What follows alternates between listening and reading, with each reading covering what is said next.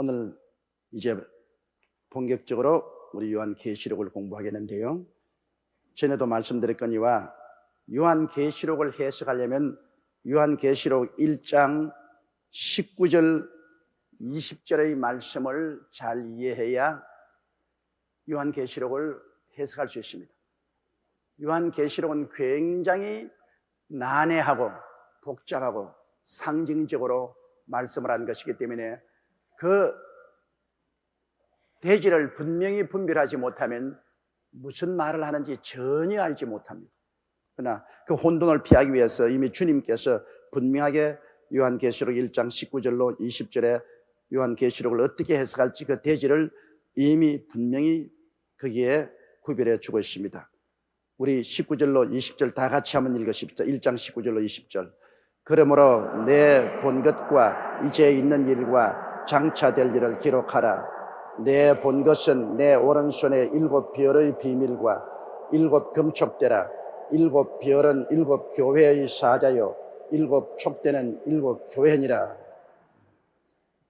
여기 보면 하나님이 세 대지로 나누었는데 내 본 것과 이제 있는 일과 그리고 장차 될 일을 기록하라. 거기에다가 이제 분명히 설명하시기를 내 이미 본 것은 내 손에 있는 7 별의 비밀과 7 금촉대라. 그건 이미 본 것입니다. 그럼 이제 있는 일은 이제는 소아시아의 7 교회에 대한 것이 이제 있는 일이고 장차 될 일은 이 교회사가 끝나고 난 다음에 이제 장차 일어날 일을 말하고 있는 것입니다. 그런데 여기에 소아시아의 7 교회를 말씀을 해놨는데 소아시아 7 교회는 그 당시 소아시아 일대 여러 교회가 많아서 한 100여 교회가 있었습니다. 그러나 그 중에 특별히 7 교회를 선택해 가지고서 그 교회에 대한 하나님의 경고와 권면의 말씀이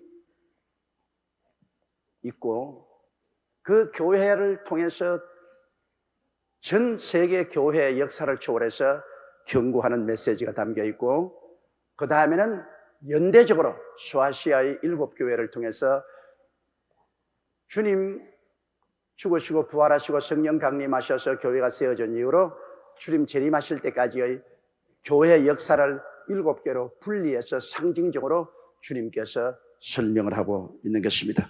그러므로 여기는 굉장히 의미가 깊습니다. 소아시아 7 교회는 3가지 의미를 가지고 있습니다. 그 당시 그 교회에 대한 하나님의 꾸중과 권면이 있고 그 다음 그를 통해서 모든 교회들의 신앙 상태에 대한 꾸짖음과 권면이 있고 이제는 기독교 역사 2000년을 통해서 7 단계로 나누어서 교회사를 예언하고 있는 것입니다. 그러면 첫째 에베소 교회부터 우리가 보겠는데요. 2장 1절 에베소 교회 보십시다. 에베소 교회의 사자에게 편지하기를 오른손에 7 별을 붙잡고 7 금촉대 사이에 다니시는 이가 가라사대. 이 에베소란 말은 영어로 말하면 to relax, 다시 말하면 긴장이 풀린다는 말인 것입니다. 하나님이 그 많은 교회 가운데 에베소 교회를 택한 것은 그 당시에 벌써 교회가 긴장이 풀렸습니다. 신앙의 긴장이 풀렸기 때문에 에베소란 말은 to relax, 긴장이 풀린 교회라는 것입니다. 에베소 교회는 바울이 3차 전도 여행 때 세운 교회인데 주 53년부터 58년 사이에 세운 교회가 바로 에베소 교회입니다. 에베소 교회는 사도 바울 선생이 그곳에서 복음을 전거하고 2년 동안 그곳에서 목회를 합니다. 굉장히 많은 기적이 일어나서 수많은 점쟁이들, 이런 마술사들이 책을 산더미 같이 가지고 와서 불로 태운 그런 역사도 있고 또 그 에베소 교회는 아데미라는 여신을 섬기는데 그 아데미의 여신상을 만들어서 팔던 사람들이 바울이 복음 전도에서 너무나 많은 사람이 개종하며 그만 그 여신상이 안 팔립니다. 은으로 만든 그 여신상이 안 팔리기 때문에 거기에서 들고 일어나서 굉장히 온 도시가 발칵 뒤집혀지게 폭동을 일으키고 야단 법석을 한 그런 기록도 그곳에 있습니다. 그런데 여기 에베소 교회에 예수님이 나타날 때 그리스도의 모습을 보면 오른손에 7별을 갖고 7촛대사의 당신은 예수님이 나타난 것입니다. 이것은 무엇을 말하냐? 교회의 주인은 예수님이라는 것입니다. 이 7 금축대는 성령의 역사를 말하는데 교회는 성령으로 세워진 것입니다. 예수님이 성령을 통하여 역사하는 것입니다. 그리고 그의 손에 7별은 주의 종을 말하는데 교회의 주인은 예수님이시다. 교회를 성령으로 세우시고 그 가운데 행하시는 이도 예수님이시고 주의 종도 주님이 손에 잡고 움직인다. 여러분, 주의 종은 대통령 선거하듯이 선거에서 세우지 않습니다. 주의 종은 예수님이 성령으로 선택해서 세우는 것입니다. 그렇기 때문에 주의 종을 두고 오늘날 평신도들이 왈가왈부해서는 안 됩니다. 주님이 세운 종이기 때문에 주님이 패하기도 하고 주님이 세우기도 하는 것입니다. 그러므로 성경 말씀에 나의 기름 부은 자에게 손을 대지 마라. 그건 주님의 절대 주권이 있기 때문인 것입니다. 요사이 마지막 때 교회는 라오디게아 교회인데 라오디게아 교회는 민주주의 교회라고 합니다. 타락한 마지막 교회는 교회도 민주주의로 해서 주님의 주권을 제껴놓고 교인들이 모여가 우리 민주주의로 하자. 민주주의로 주의 종도 선택하고 장로님도 민주주의로 선택하고 모든 교회를 민주주의로 경영하자. 라오란 말은 백성이라는 겁니다. 백성이 주제가 된 교회. 이거는 마지막 말세 교회로 타락한 교회를 말하는 것입니다. 주님의 권세와 위엄을 제껴버리고 민주주의를 하자. 바울 선생이 고린도 교회가 일부분의 사람이 바울 선생을 배척하니까 바울이 이렇게 말했습니다. 너희에게 1만 선생이 있으되 나는 너를 복음으로 낳았다. 그 말은 무슨 말이냐? 여러분, 아버지를 투표로서 아버지를 만들고 투표에 떨어지면 아버지가 안 되고 그런 거 봤어요? 자식들이 모여가지고서 자, 금년에는 우리 아버지 투표해가지고 떨어지면 아버지로 만들지 말자. 세상에 그런 거 본 적이 없잖아요. 어떻게 자식이 아버지를 투표합니까? 잘나도 우리 아버지, 못나도 우리 아버지지. 아버지가 싫으면 보따리 사고 나가는 거지. 아버지를 투표로 해서 아버지로 만들고 안 아버지로 만들고 그렇게 할 수는 없죠. 그것이 말세 교회입니다. 말세 교회는 민주주의 교회라고 그랬어요. 모든 것을 민주주의로 하죠. 그럼 예수님은 어디 가버렸습니까? 교회 가운데 7별을 손에 잡고 계신 하늘과 땅의 권세를 가진 전지 전능 무소부지 하신 주님의 절대 주권은 어디 가버리고 예수님 제껴놓고 우리 투표를 하자. 그거 아주 위험한 발상입니다. 교회는 예수님이 주인이고 절대 주권자입니다. 예수님 주권대로 하는 것이지 사람이 교회를 가지고 왈가왈부 못합니다. 교회는 나라가 아닙니다.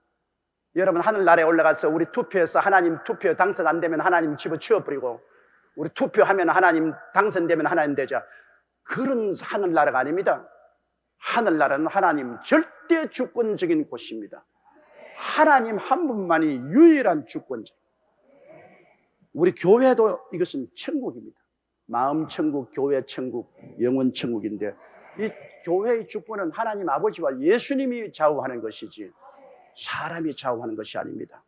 그 점에 대해서 우리가 절대로 이해를 해야 돼요. 그렇기 때문에 저는 지금이라도 내가 기도하는 중에 주님께서 너 이 교회 이제 그만둬라 하면 제가 내일 아침에 보따리 사고 갑니다. 왜? 이 교회의 주인은 예수님이십니다.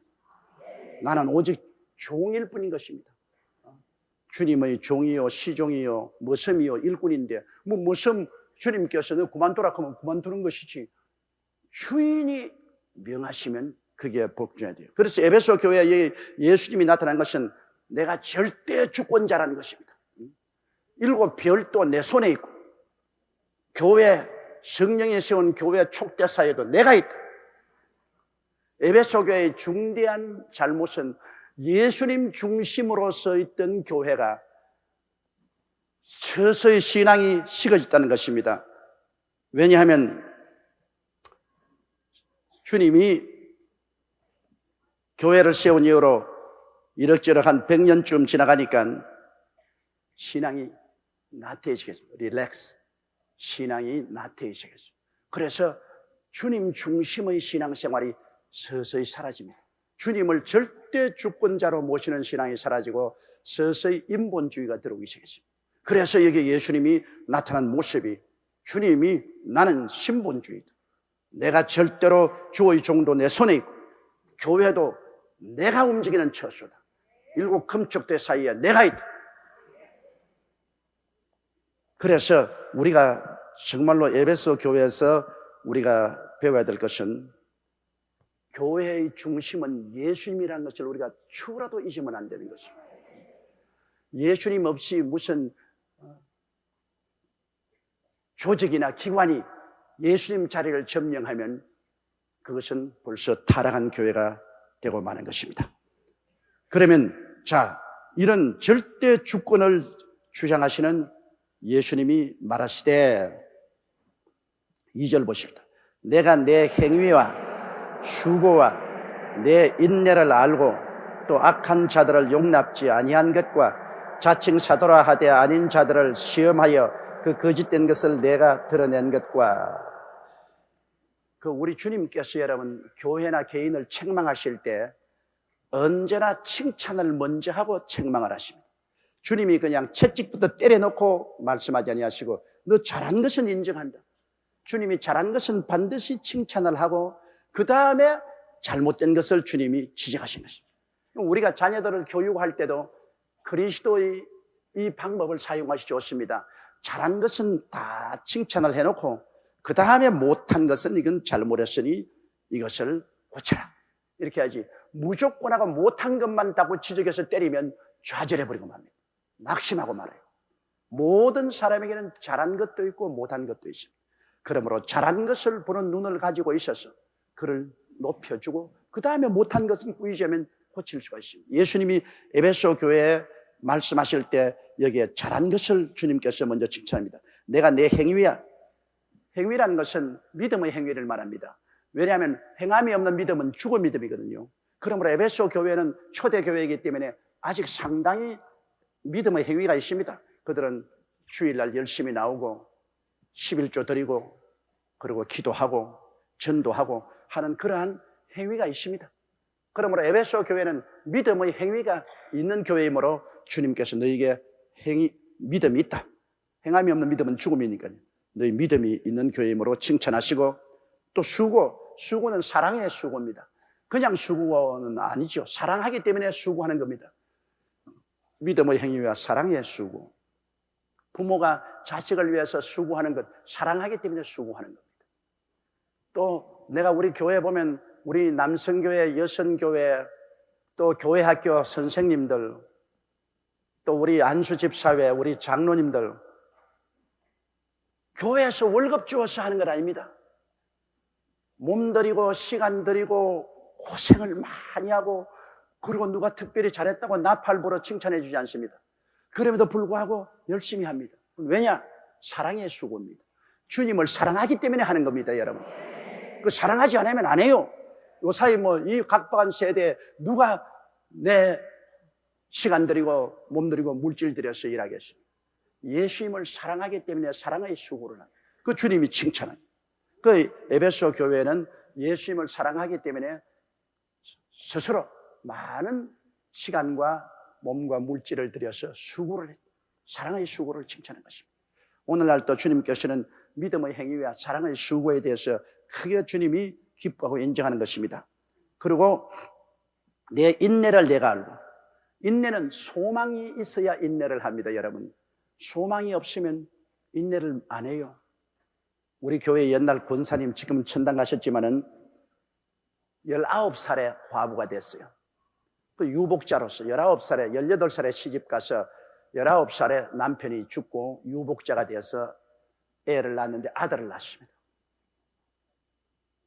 그 권사님한테 딸만 낳았더라면 또 시집을 갈 것인데 아들을 낳았기 때문에 이 아들을 키워놓으면 내게 큰 끝에 영화가 있을 것으로 알고 소망이 있으니까 아들이 얼마나 고생을 하고 그러니까 19살에 과부돼 가지고서 아들 키우는데 나무집 가사 일도 돌보고 밭에 가서 일도 하고 보통이 장사도 하고 그런 고생을 해서 아들을 키워서 대학까지 졸업시켰어요.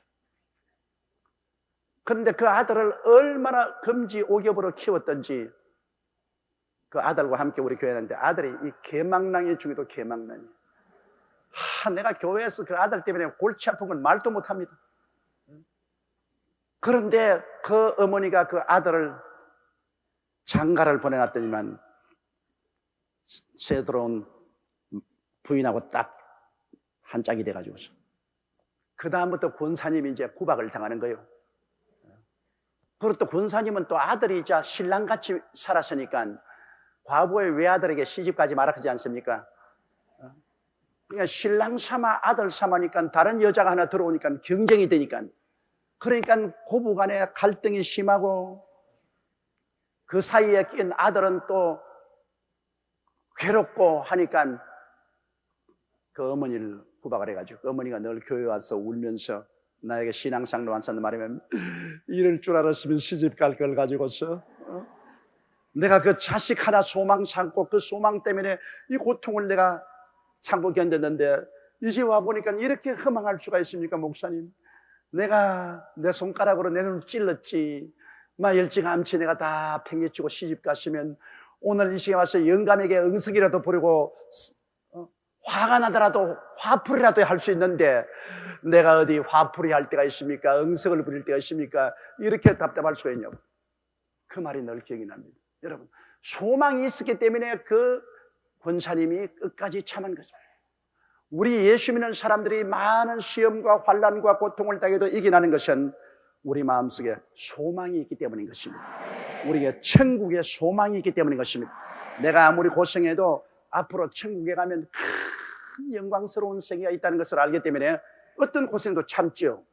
천국이 없으면 누가 고생을 참겠습니까?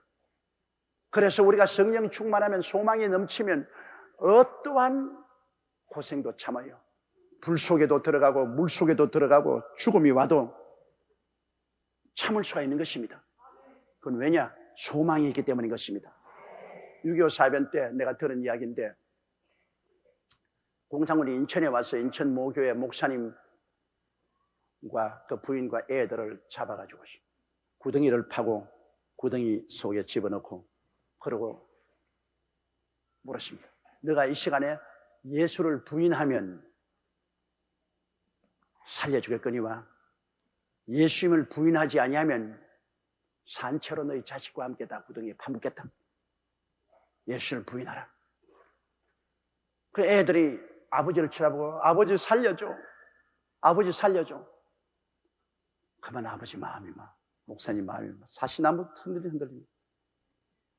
그래서 목사님은 애들이 아버지 살려달라고 하니까 그만 그 마음이 흔들리는데 그 부인이 애들을 보고 입 닥쳐라. 오늘 저녁 식사는 엄마가 준비하지 않는다. 예수님과 함께 먹게 된다. 그리고 그 남편을 보고 여보 부인하지 마세요. 당신 한평생 주님의 부르심을 받아 복음을 전개왔는데 주님이 당신에게 나쁜 짓 해주었습니까? 지금 와서 주님을 부인하다니요.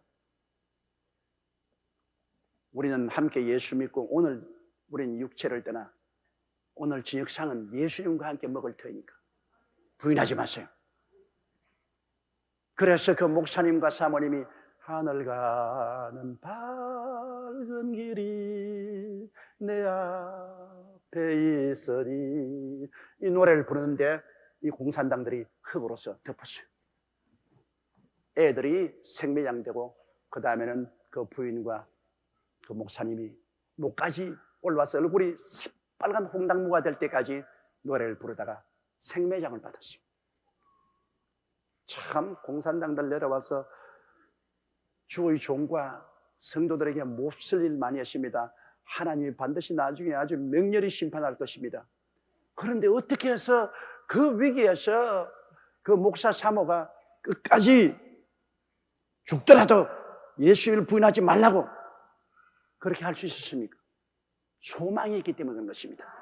오늘 저녁에 예수님과 함께 우리는 식탁에 앉는다. 그러므로 예수님과 함께 살 것이다. 이 소망입니다, 여러분.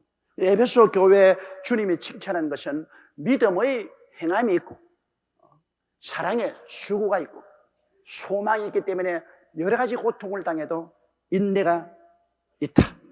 그걸 칭찬하시고 또 악한 자들을 용납지 아니한 것과 악한 자들이 교회에 양의 틀을 쓰고 들어옵니다, 여러분. 그거 우리가 꼭 알아야 돼요. 언제나 하나님의 교회에 사탄이 선한 교인처럼 양의 틀을 쓰고 들어와서 그래서 하나님이 교회를 혼란하게 합니다. 예를 들어 말하면 교회 가서 민주주의 해야 된다. 민주주의 해야 된다. 민주주의 해야 된다. 교회에서 우리가 주권을 잡아야 된다. 이것은 양의 틀을 쓰고 온 사탄입니다. 그게 주의 종이 되었던 장로가 되었던 안수집사 권사가 되었던 평신도가 되었던 주님 중심으로 서지 아니하고 들어와서 악을 행하는 것은 사탄입니다. 내 백성이 두 가지 악을 행하였나니 생수의 그런 데는 나를 버린 것과 스스로 웅덩이를 팠는데 물을 저장할 수 없는 터진 우물이라고 했습니다. 그러므로 악이란 뭐냐? 하나님의 주권을 무시해버리고 그 다음 자기가 우물 파는 것, 인본주의입니다. 하나님의 주권을 무시하는 것하고 인본주의로 나가는 이 두 가지는 성경이 악이라고 말했습니다. 그럼 교회에 들어와서 하나님 주권을 제껴놓고 하나님 뒷전해주고 민주주의로 나가는 것하고 그 다음에는 인간의 수단과 방법으로 살아가려고 하는 이 악입니다. 그런데 에베소 교회에도 그런 무리가 있었어요. 그러므로 에베소 교회에서는 단호하게 그런 악한 자를 추방해냈습니다. 그리고 또 자칭 사도라 하되 아닌 자들을 시험하여 그 거짓된 것을 내가 드러낸다. 자칭 나는 사도다. 여러분, 사도는 주님께서 세운 12사도 이외에 하나님이 성령으로 말미암아 교회에 준 직분 가운데 사도요, 선지자요, 복음 전환자요, 교사요, 목사 5가지 직분이 교회에 주어진 것입니다. 그러므로 이 사도라는 것은 한 교회에 있어서 목회를 하지 않고 그런 전 교회를 돌보는 지도자의 역할을 하는 것입니다.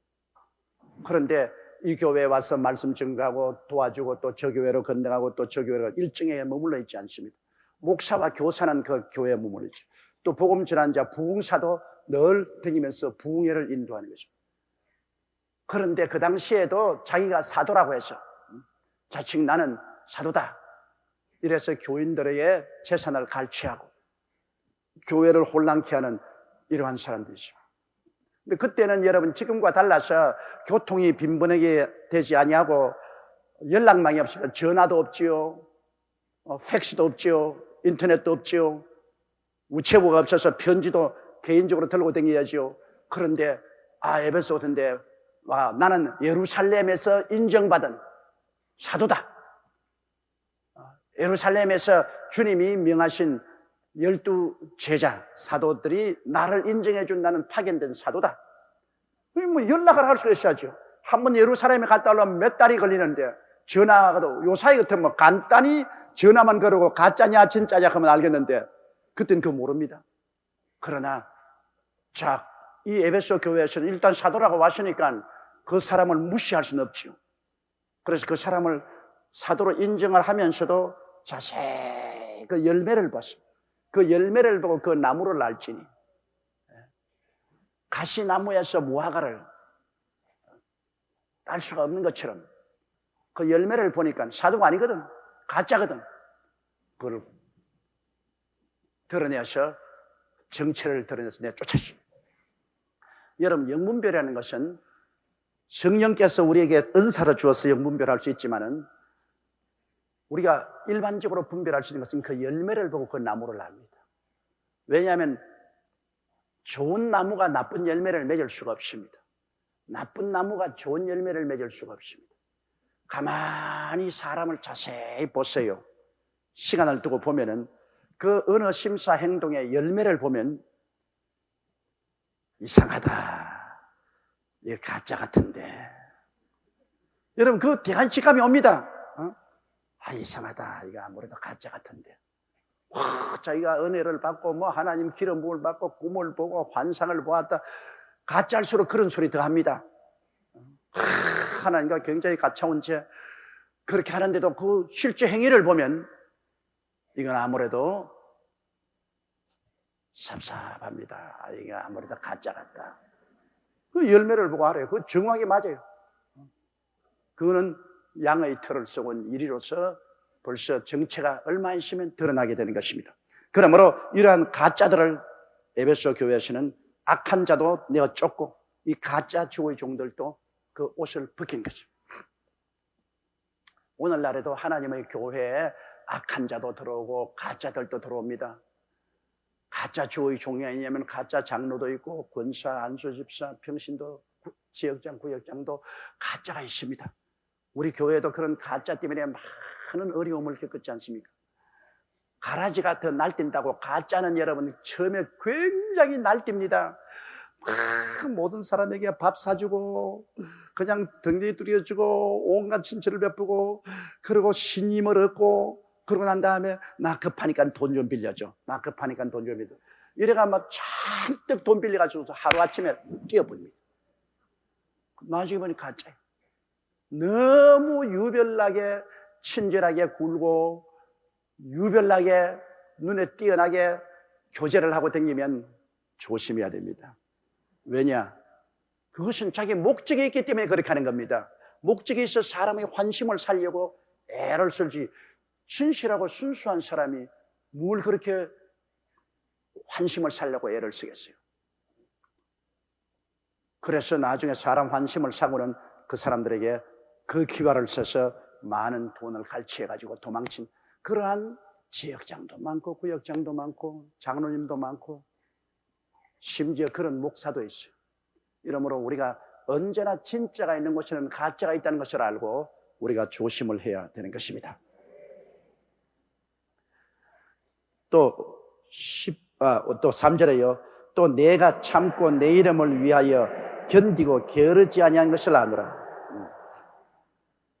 주님의 이름을 위해서 여러 가지 섬기는 일에 인내를 가지고 견디고 열심을 다한 그런 좋은 점이 에베소 교회에 아직 남아 있었습니다. 왜냐하면 오순절날 성령이 임한 이후로 한 100년 가까이 그 에베소 교회 때까지는 아직까지도 교회에 성령의 불이 있고 하나님의 성령의 은사가 있어서 믿음도 역사하고 사랑도 있어 수고로운 봉사도 하고 소망이 불타서 고난도 참고 견디고 부지런히 일한 그런 좋은 점이 있었습니다. 그런데 왜 주님이 잊으시냐? 문제는 이제 그 다음 뒤에 나오는 것입니다. 4절요.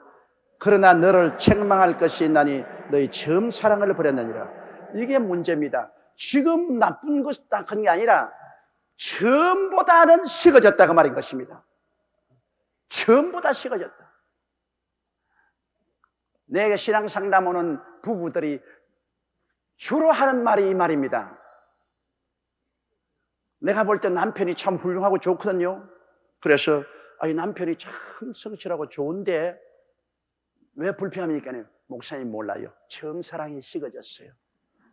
처음에 나하고 결혼해서 살 동안에 그때 나에게 하던 그 사랑과 헌신과 충실한 것이 사라지고 요 사이는 뭐 내가 밥을 먹든지 못 먹든지 관심도 안 가지고 밤늦게 들어오면서도 전화 한 통도 안 해주고 많이 달라졌어요. 내가 보기에는 뭐 요 사이 이 살기가 바쁘니까 사업하다가 돌아다니면 뭐 전화 한 통 안 할 수도 있고 또 뭐 사업상 늦게 들어올 수도 있고 그래서 그런 것 가지고서 말하지 마세요. 요 사이 살아가는데 얼마나 경쟁이 심합니까? 그러므로 바쁘다가 보니까 뭐 집안일도 잊어버리고 전화도 안 할 수 있고 또 손님 대접하니까 밤늦게 들어올 수 있으니까 그 너무 그러니까 아니요 목사님 뭔 소리 하지 마세요. 처음에는 안 그랬어요. 그게 문제입니다. 처음부터 그랬으면 막 까딱없는데 올해 이 사람은 처음부터 그런가 보다 했는데 처음에는 안 그랬단 말입니다. 그런데 세월이 지나가니까 그렇게 되었다.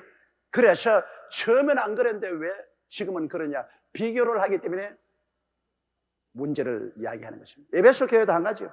처음에는 안 그랬는데, 처음에는 막 더 뜨겁고 열렬하게 하나님을 사랑했는데 지금은 좀 식어졌단 말입니다. 그러니까 주님이 말씀하신 겁니다. 네가 처음에 나를 그렇게 뜨겁게 사랑하더니만 요 사이는 많이 식어졌다. 그 식어진 것이 뭐냐? 주님의 절대 주권을 인정하는 것이 식어졌다. 점점 주님께 기도하고 주님 중심으로 서고 주님만 따라가는 믿음이 식어지고 좀 인본주의로 변화되고 말이야. 식어졌다. 그러므로 너희가 이 점에 대해서 내가 책망한다. 여러분, 예수님은 굉장히 질투가 많으신 분이십니다. 마음을 다하고 뜻을 다하고 정성을 다하고 목숨을 다하여 주님을 사랑해야지 조금이라도 한눈 팔면 안 돼요. 그건 왜냐? 예수님이 우리를 너무너무 사랑하시기 때문에, 당신의 몸을 찢고 피를 흘려서 우리를 값주고 자기 때문에 너무너무 귀해서 주님은 24시간 한순간도 우리를 잊어버리지 않습니다. 여러분, 연애해 본 사람 한번 손 들어봐 주십시오. 과거에 연애해 본 사람. 이야, 이 여의도 순복음교회 성도들은 영 로맨스도 없게 살았네요. 연애를 해본 사람은 연애할 때 24시간 자기가 사랑하는 남자나 여자를 잊어본 적이 있습니까? 없죠. 24시간 늘 사랑하는 사람을 생각합니다. 그 사랑은 사랑하는 상대를 생각하게 만들어요. 여러분, 지금 가정생활에도 뭐 남편이 들어오면 들어가는 것보다 나가면 나가는가 보다 뭐 아무 생각도 없습니다. 들어오면 보면 아, 왔구나. 또 나가면 또 나가는구나. 그거는 그냥 법적으로 사는 거지 사랑은 식어져 버린 것입니다. 또 남편도 그래요. 하루 종일 나가서도 집에 전화 한 통도 안 걸고, 요사이 뭐 핸드폰에 있으니까 하는 걸면 걸 수도 있는데도 전화 한 통도 안 걸고 지야 뭐 죽을 쏘든 밥을 쏘든 살든 죽든 내가 알게 뭐냐. 그래가지고서 나중에 저녁에 와서 어이 밥 줘. 아들은 자자. 그러고 말면 그건 상당히 문제가 있습니다. 그건 사랑이 식어진 거예요. 사랑을 하게 되면 하루에 적어도 전화가 없을 때는 할 수 없는데 전화가 있으면 하루에 한두 번은 전화 걸게 됩니다. 생각을 하니까 어떻게 있느냐. 집에 있든지 해외에 있든지. 그건 사랑이 있기 때문에 하는 겁니다. 여러분, 사랑이 없으면 그런 것 안 해요. 생각 속에 늘 사랑하는 상대가 있는 거죠. 예수님은 여러분 24시간 1초도 잊지 않습니다. 여러분 너무 사랑하기 때문에 여러분을 늘 가슴에 품고 계십니다. 그런 때문에 예수님은 질투가 어마어마합니다. 사랑에 정비례해서 질투가 불탑니다. 성경에는 아가서에 보면은 이 하나님의 질투는 많은 물로도 끄지 못한다 그러십니다. 여러분이 하나님 이외에 지위나 명예나 권세나 부귀나 영화나 세상을 조금이라도 사랑하면은 하나님의 질투심이 불타는 것입니다.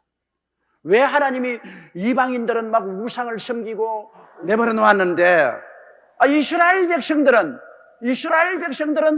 뭐 바알신이나 아세라신 조금 숨겼다고 해서 이스라엘보다 훨씬 나쁜 아수르를 불러다가 이스라엘을 때려가지고서 포로로 잡아가고 유다보다 훨씬 우상 숭배 많이 하고 나쁜 바벨론은 유다에 보내서 유다를 쳐서 포로로 잡아가겠습니다. 그건 너무 불공평하지 않냐? 왜냐? 이스라엘 백성은 하나님께서 너무나 사랑하는 하나님의 아내입니다. 성경에 보면 너가 나의 아내라 그랬습니다. 너무나 사랑. 이방인들은 가지껏 뭐 남이요. 남이야 뭐 어떻게 하지? 상관할 게 뭐냐? 그러나 이스라엘은 하나님이 특별히 택해서 갖다 심어놓은 하나님의 아내라고 그랬습니다. 그처럼 사랑을 했는데 이 사랑하는 아내가 우상을 따라가는 거예요. 나무의 남자 따라가고 나는 남자와 행음한 거예요. 그러니 하나님의 질투가 불같이 일어나셔요. 그래서 이스라엘보다 훨씬 나쁜 아수르나 바벨론을 통해 가지고 오히려 이스라엘을 내리쳤다는 거예요. 박살을 내버려요. 우리 신문에 보면 뭐 남의 집에 뭐 문제가 생겨가지고서 뭐 이혼을 했다, 뭐 아내가 보따리 사고 달아났다, 뭐 어쩌고 해서 그거 뭐 우리 구경으로 보지 뭐 크게 관심 가지면. 그러나 우리 집 마누라가 바람이 났다. 그건 문제가 달라요. 그건 완전히 문제가 달라. 그건 뭐 죽기 아니면 살기로 네 죽자 내 죽자. 그건 왜냐? 사랑하기 때문에. 그 사랑에는 여러분 무서운 질투심이 있다랍니다. 그러므로 에베소 교회 이 성도들은 주님께서 사랑했기 때문에 이 사람들의 첫사랑이 식어지기 시작합니다.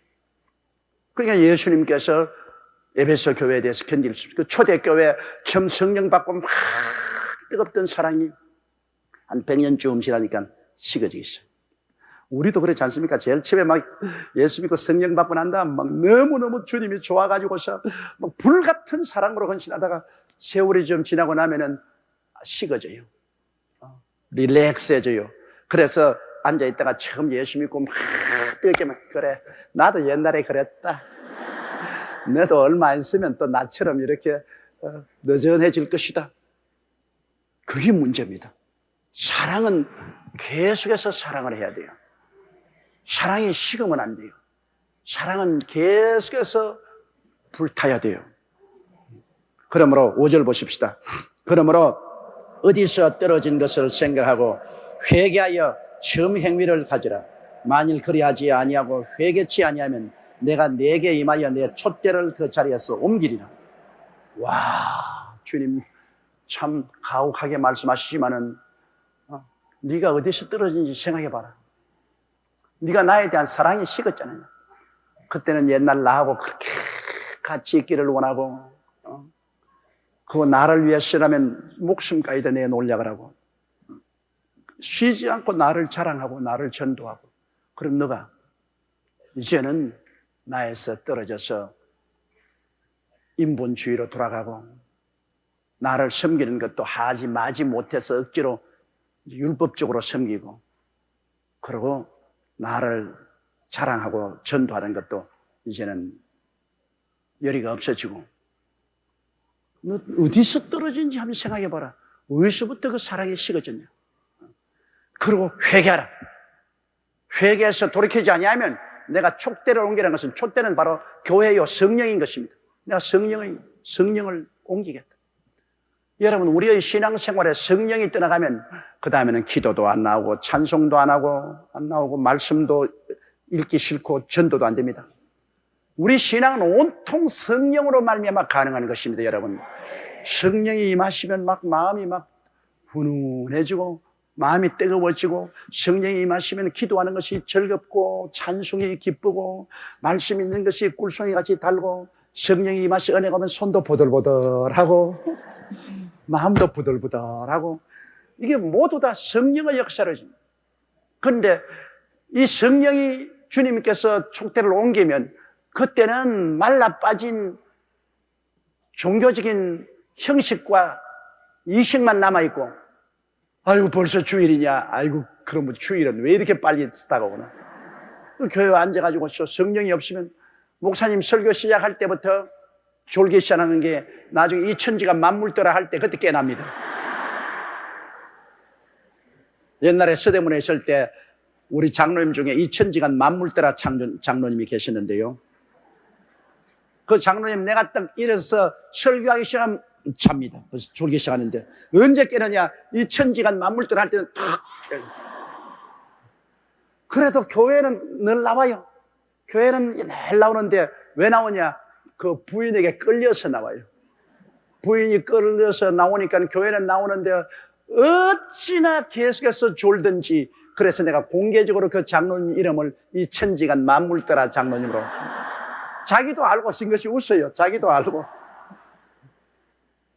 부인이 주일 오는 것이 너무 빨리 오니까 답답하고 교회 와서 늘 졸고 그리고 뭐 하나님 사업에는 관심이 없고, 이렇게 되면 그거는 성령이 떠나갔기 때문에, 성령이 와 계시면 절대 그렇지 못해요. 이러므로 우리가 제일 두려워해야 될 것은 하나님이여 성령을 내게서 옮기지 마시옵소서. 다윗이 밧세바에게 죄 짓고 난 다음에도 시편에 그가 기록하기를 하나님의 성령을 내게 거두지 마시옵소서. 성령 떠난 교회는 교회가 아닙니다. 성령 떠난 신자는 신자가 아닙니다. 종교가지.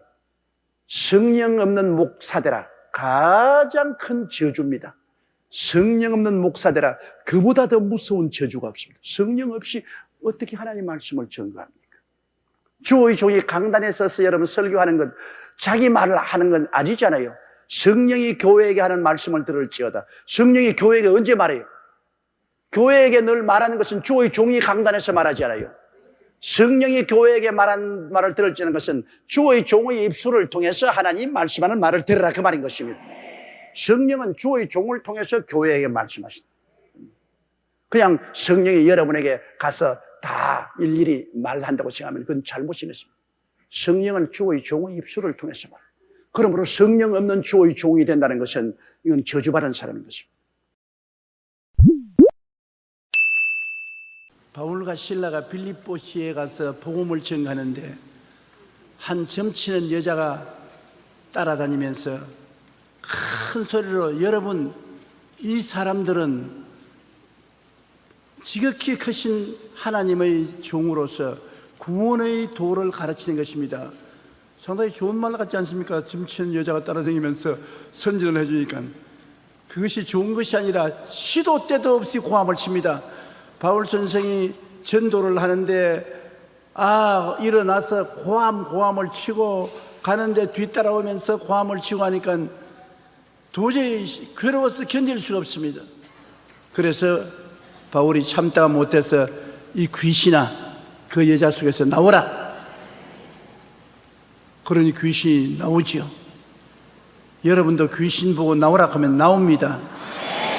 왜냐하면 여러분은 하나님께로부터 권세를 받고 있기 때문인 것입니다. 내가 너에게 뱀과 정갈을 밟으며 원수의 모든 능력을 제어할 권세를 주었으니 너희를 해할지가 결단코 없으리라. 귀신이 나오니까 그 여자가 그냥 입을 딱 다물고 말았던 것입니다. 성령께서 떠나가면 예수 믿는 사람이 입을 딱 다무는 것과 같이 귀신이 떠나가면 악한 말을 딱 다물어 버리고 마는 것입니다. 그러므로 어떤 사람이 성령이 충만한지 아닌지 알려면 입에서 전도의 말이 자꾸 나오면 그분 성령 충만한 줄 아십시오. 귀신이 꽉 들어찬지 안 들어찬지 알려면 세상 말이 자꾸 입에서 나오거든 귀신이 들어있구나 알아야 되는 것입니다. 그런데 귀신이 쫓겨나가니까 이제 점을 못 치니까 그 점쟁이를 통해서 돈벌이 하던 주인들이 크게 화가 나서 바울과 실라를 잡아가지고서 시장터로 나가서 관리들에게 넘기고, 관리는 높은 사람에게 끌고 가서 높은 사람이 옷을 벗기고 엄청나게 때렸습니다. 마귀가 예수 믿는 사람을 때릴 때 절대 쓰다듬어 주지 않습니다.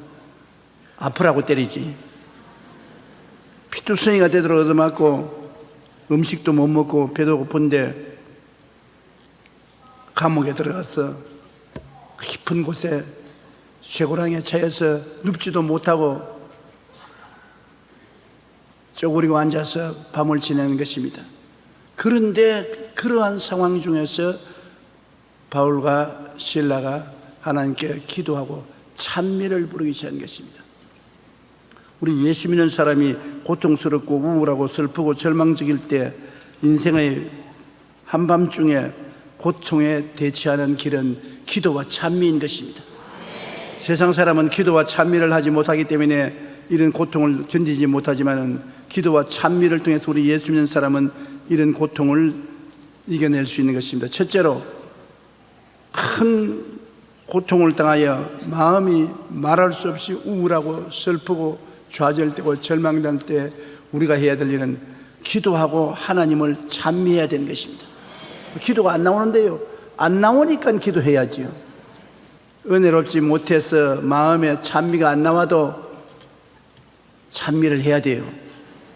사도행전 16장 25절처럼 한밤중에 바울과 실라가 기도하고 하나님을 찬송하며 죄수들이 듣더라. 찬미를 하면 자기만 위로받는 것이 아니라 주변에 듣는 사람들도 위로를 받습니다. 마음의 원망과 불평과 탄식을 말하면 자기만 상처 입는 것이 아니라 듣는 사람들 마음에도 깊은 상처를 남겨놓게 되는 것입니다. 우리 사람은 자기 혼자 사는 법이 없습니다. 그 사람이 주위에 반드시 영향력을 받고 영향력을 미치는 것입니다. 우리가 기도하고 하나님을 찬미하려고 할 때 기도가 안 나오고 찬미가 안 나올 때 어떻게 하겠습니까? 그때 주님이 말씀하신 대로 돕는 자 보혜사 성령에게 부탁을 해야 되는 것입니다.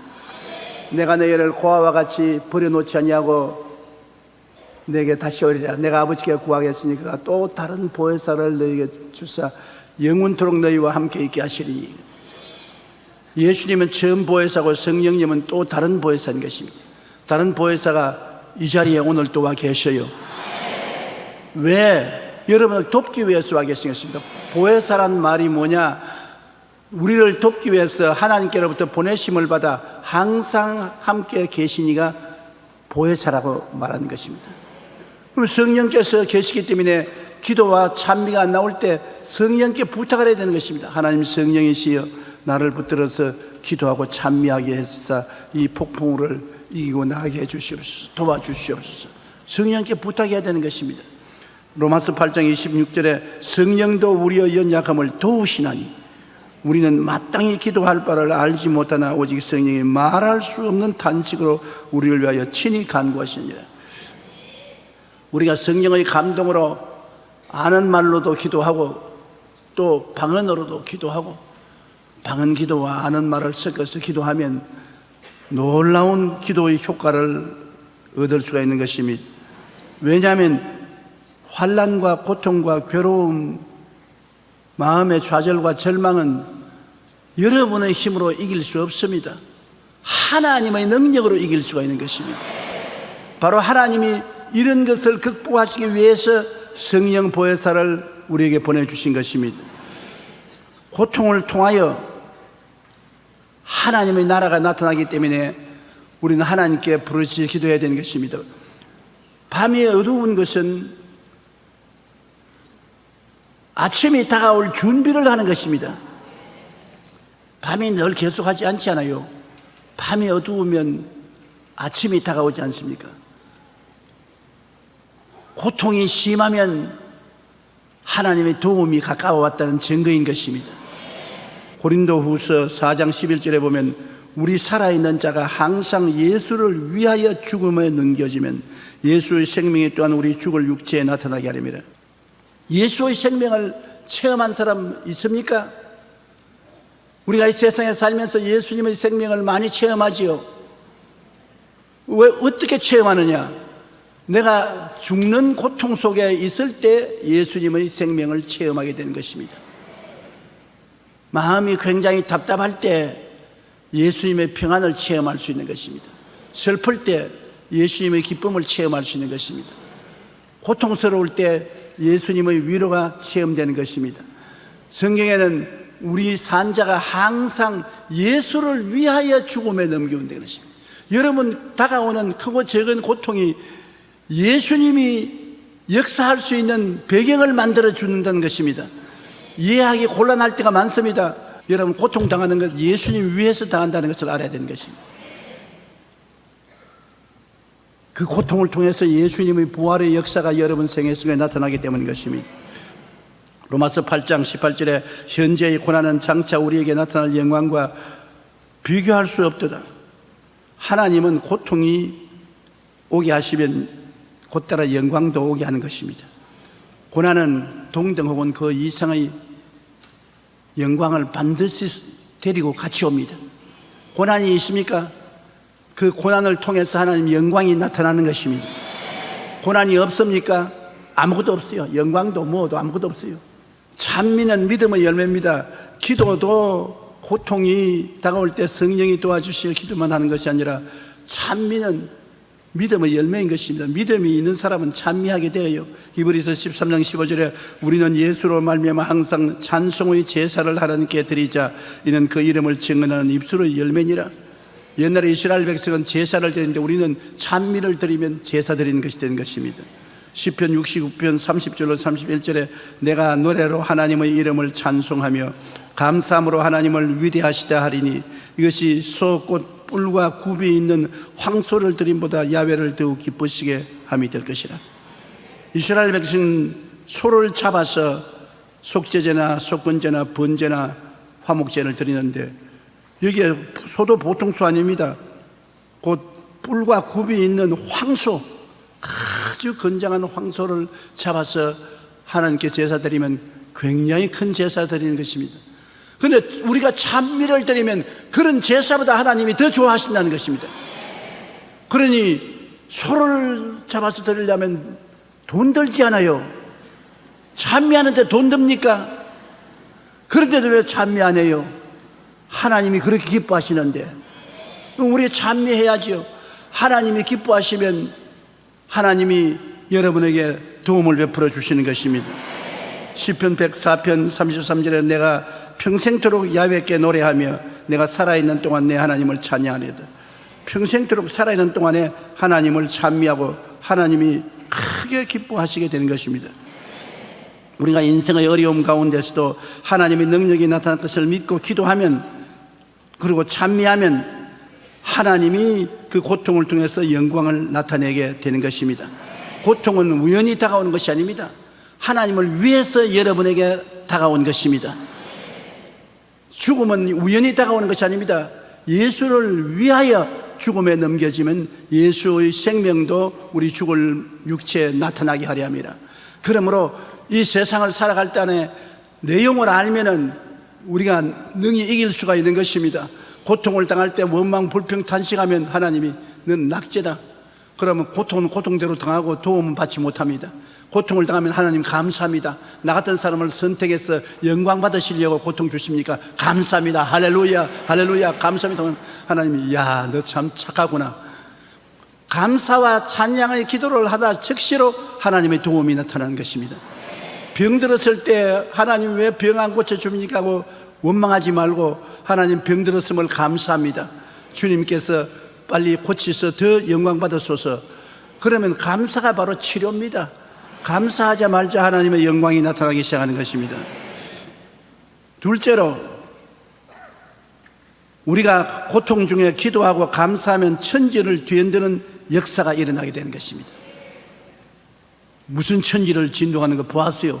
보았지요. 바울과 실라가 감옥 속에 들어가서 캄캄한 밤중에 어두맞은 곳에 피가 철철 흐르고 배는 고프고 고통스러울 때 기도와 찬미를 드리니까 지진이 일어나서 온 빌립보스가 다 뒤에 흔들렸습니다.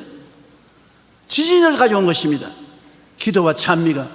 우리의 기도와 찬미는 눈에 보이는 지진은 안 일으켰다 할지라도 조그마한 영적 지진은 다 일어나게 되는 것입니다.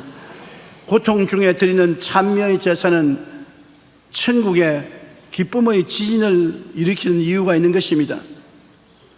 여러분, 참으로 좋은 친구는 좋을 때만 친구가 아니라 나쁘고 이익이 안 될 때도 결코 배반하지 않은 친구가 좋은 친구입니다. 좋을 때는 아양을 떨고 칭찬하고 아부하고 누가 못해요. 그러나 내가 도움이 되지 못하고 그 친구에게 손해가 가고 그 친구의 어려움을 당하면 그냥 발길로 차버리고 뒤에 돌아가서 온갖 손가락질하고 욕을 하는 그런 친구들이 많이 있습니다. 그러나 고통 중에 있을 때 친구가 끝까지 붙들어주고 격려해주고 칭찬해주고 위로해주면 그 친구는 진짜 친구입니다. 바로 하나님이 그런 친구를 원하시는 것입니다. 고통당하면 하나님을 믿는다고 한 사람이 하나님을 그만 원망하고 불평하고 탄식하고 주일날 교회는 왜 가? 기도도 응답 안 해주는데. 그러고 난 다음에 하나님을 저버리는 사람 많습니다. 그거는 진실한 하나님의 친구가 아닙니다. 왜 하나님이 고통 중에 기도와 찬송을 그렇게 기뻐하냐면 고통과 찬송 중에도 하나님을 버리지 아니하고 하나님께 감사와 찬송을 드리면 하나님이 얼마나 기뻐하는지 하나님 보호자가 들썩거리고 천국에 기쁨의 지진이 일어나게 되는 것입니다.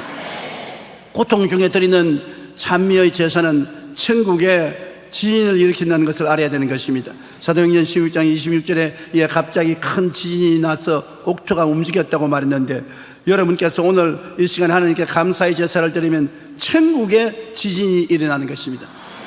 다른 지진이 아니라 기쁨의 지진입니다. 하나님의 무릎을 탁 치시면서 그러면 그렇지, 참 좋은 사람을 내가 나의 백성으로 택했다, 저래야 된다, 저래야 된다, 하나님이 찬미하는 것입니다. 하늘에 지진이 일어났었습니다. 기쁨의 지진이 일어나는 것입니다. 환난과 고통 당할 때 여러분 하나님을 배반하지 마시게 되시기를 주의 이름으로 축원합니다. 그리고 고통 당할 때 기도와 찬미는 공중권세 잡은 마귀의 세계에 혼란의 지진이 일어나는 것입니다. 하나님에게는 기쁨의 지진이 일어나는가 하면 마귀의 나라에는 혼란의 지진이 일어납니다. 마귀는 어떤 법칙을 가지고 있느냐, 내게 이익되면 박수치고 손해되면 돌아서서 욕한다. 이게 마귀들이 믿는 법칙입니다. 절대로 손해가 나는데 배반하지 아니하고 기뻐하는 자는 없다. 이것을 마귀가 믿고 있는 것입니다. 우리가 고통 중에 기도하고 감사하면 마귀의 공중권세 잡은 그들의 왕궁에 큰 혼란의 지진이 일어나게 되는 것입니다. 찬송은 대적을 이기기 위한 위력이성입니다. 우리가 찬송을 하면은 마귀의 나라에 큰 혼란이 일어나서 그들은 그 지진에 박살이 나는 것입니다. 민수기 10장 9절에 너희 땅에서 너희가 자기를 압박하는 대적을 치러 나갈 때에는 나팔을 크게 불지니 그리하면 너희 하나님 야훼가 너희를 기억하고 너희를 너희의 대적에서 구원하리라. 원수와 싸우러 나갈 때 하나님께 찬미하는 나팔을 부라는 것입니다.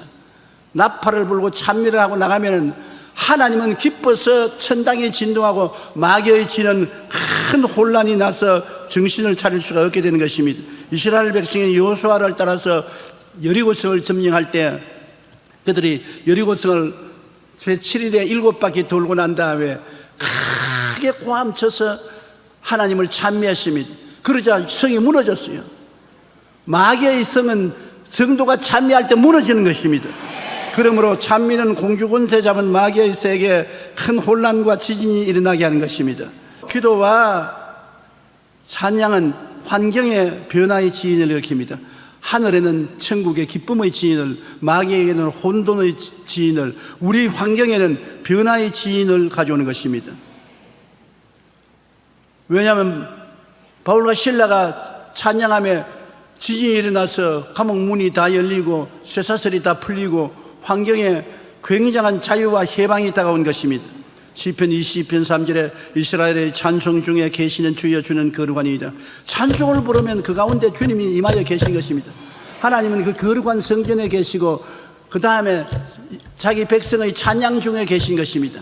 찬양을 많이 하는 교회는 하나님이 와 계신 것입니다. 찬양이 없는 교회는 하나님이 역사하지 않은 것입니다. 시편 50편 23절에 감사로 제사를 드리는 자가 나를 영화롭게 하느니 그 행위를 옳게 하는 자에게 하나님의 구원을 보이리라. 우리가 하나님의 구원을 체험하기를 원하면 감사 찬양을 많이 해야 되는 것입니다. 감사 찬양을 많이 하면 하나님의 구원이 임하게 되는 것입니다. 그렇기 때문에 고통을 당하고 괴로울 때 무엇보다도 하나님의 도움이 필요한 사람은 감사와 찬양을 불러야 하나님의 역사가 일어나기 시작하는 것입니다. 입을 다물고 원망과 불평과 탄식만 하면 마귀와 귀신들밖에 오지 않습니다. 우리가 찬양과 감사를 귀하게 느껴야 되는 것입니다. 예수 그리스도가 여러분의 구주이심으로 여러분은 반드시 이깁니다. 그러므로 믿고 기도하고 찬미하는 여러분 되시기를 주님 이름으로 축원합니다. 우리는 절대로 피할 수가 없는 것입니다. 셋째로, 지진이 일어난 결과에 어떠한 일이 났었습니까? 감옥 문이 열립니다.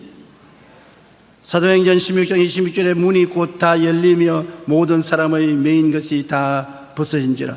죄의 감옥, 마귀의 감옥, 저주와 절망의 감옥, 흑암의 감옥 문이 다 열린다. 그러니 바울과 실라가 환난을 당하여 감옥에 갇힌 것이 큰 하늘나라의 영광이 되지 않습니까? 그 일이 없었으면 감옥문이 열리고 자유와 해방이 주어지는 이런 귀한 메시지가 어떻게 우리에게 전달되겠습니까? 우리가 오늘 하나님을 제하면 하나님은 우리 인생의 감옥문을 여신다. 죄악의 감옥, 저주의 감옥, 죄악의 감옥, 질병의 감옥, 죽음의 감옥을 열어 제끼시고 우리 영혼이 잘되고 범사에 잘되며 강건하게 하신다. 그런 확실한 믿음을 어디서 얻을 수 있어요? 바울과 실라가 체험했기 때문에 우리는 그 하나님이 우리의 하나님이므로 우리 가운데도 그런 역사를 할 것을 믿을 수가 있는 것입니다. 이러므로 고통과 괴로움은 하나님이 더 큰 영광을 나타내기 위한 수단과 길이라는 것을 알아야 되는 것입니다. 감옥문이 열립니다. 오늘 또 여러분 믿음으로 감사하고 찬미를 부르면 여러분의 메인 것이 풀리게 되는 것입니다. 원망과 탄식과 불평과 좌절과 절망은 자기도 감옥에 갇히고 듣는 사람도 감옥에 같이 들어가는 것입니다. 육신의 감옥이 아닌 영적 감옥 말입니다. 내가 낙심하고 좌절하고 절망하고 원망 불평하면 옆에 듣는 사람들도 그만 불평하고 좌절하고 낙심하고 슬픈 우울 환경에 빠지게 되는 것입니다. 그러나 내가 기쁨과 즐거움으로 넘치고 기쁜 즐거움과 찬양을 부르면 그 영향력이 주위에 있는 사람들에게 임하여서 그 마음에다 자유와 해방을 갖다 줄 수 있는 것입니다. 찬양이 가져오는 능력은 당사자와 그 찬양을 듣는 모든 이에게 자유를 가져오는 것을 알아야 되는 것입니다. 감사와 찬양은 악한 원수 마귀의 속박에서 자유와 해방을 갖다 주는 것입니다. 어둡고 캄캄할 때 바울과 실라처럼 감사와 찬양의 제사를 드리는 것이 가장 좋은 방법인 것입니다. 감사와 찬송은 하나님의 능력을 나타내게 하여 모든 사람들의 메인 것을 풀고 자유를 가져옵니다. 우리는 어떤 환난과 고통 가운데서도 끊임없이 감사와 찬양을 드려야 되는 것입니다. 찬양은 효과가 굉장히 커요. 시편 150편에는 나팔 소리로 찬양하며 비파와 수금으로 찬양할지어다. 소고치며 춤추어 찬양하며 현악과 통소로 찬양할지어다. 큰 소리 나는 재금으로 찬양하며 높은 소리 나는 재금으로 찬양할지어다라고 말하는 것입니다. 모든 수단과 방법을 다해서 하나님을 찬미하고 기도할 때 흑암의 감옥문이 열리고 우리 자신뿐 아니라 모든 사람들이 메인 것이 풀리게 되며 해방과 자유의 은혜를 받게 되는 것입니다. 바울 선생과 실라의 기도와 찬송 때문에 감옥문이 다 열리고 모든 죄수들이 쇠고랑이 다 풀리고 그중 죄수들이 한 놈도 도망 안 쳤습니다. 내가 그거 볼 때 바울과 실라에게 감화를 받아서 그 죄수들도 다 예수 믿었다고 생각이 돼요. 성경은 그렇게 안 기록했지만은 그러나 확실히 예수 믿은 것은 간수장입니다. 감옥을 책임진 사람이 지진이 나고 큰 역사가 일어나는 것을 보고 감옥에 뛰어들어와서 바울과 실라를 잡아 선생들아 내가 어찌하여 구원을 얻으리까 너무 겁이 나니까 주 예수를 믿어라 너와 내 집이 구원을 얻으리라. 그래서 바울과 실라를 이번에는 데리고 나온 것이 아니라 모시고 나와서 상체 입은 다 씻어주고 옷도 깨끗한 옷으로 갈아입게 하고 좋은 음식을 만들어서 대접을 하고 온 가족이 다 바울과 실라의 말을 듣고 구원을 받고 하나님 백성이 되어 기뻐하고 즐거워했습니다.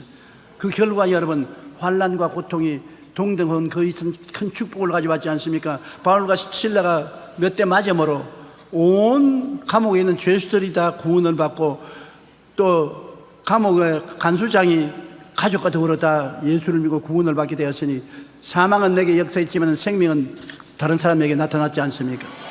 여러분이 사망을 당해도 예수 믿는 사람은 그 사망이 꼭 반대급부로 다른 사람에게는 생명의 역사로 나타나는 것을 알아야 되는 것입니다. 기도와 찬미로 하나님께 짐을 맡기고 찬양을 통하여 마음의 긍정적인 분위기를 만들면 자유와 해방을 주시는 하나님의 능력이 여러분 우리에게 반드시 다가오게 되는 것입니다.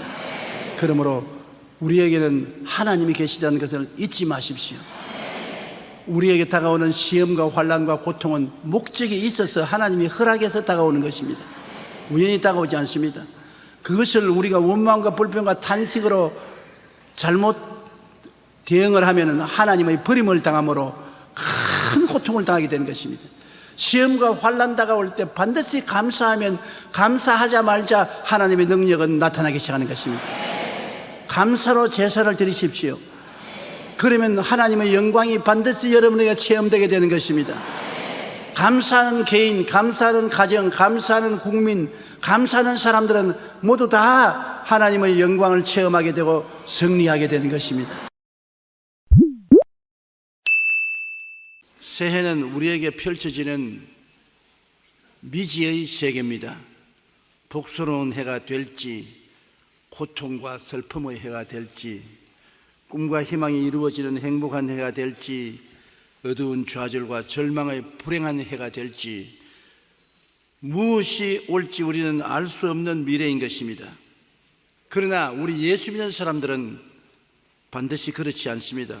왜냐하면 우리와 함께 계신 하나님이 이 우주와 만물 모든 시간의 주인이 되시기 때문인 것입니다.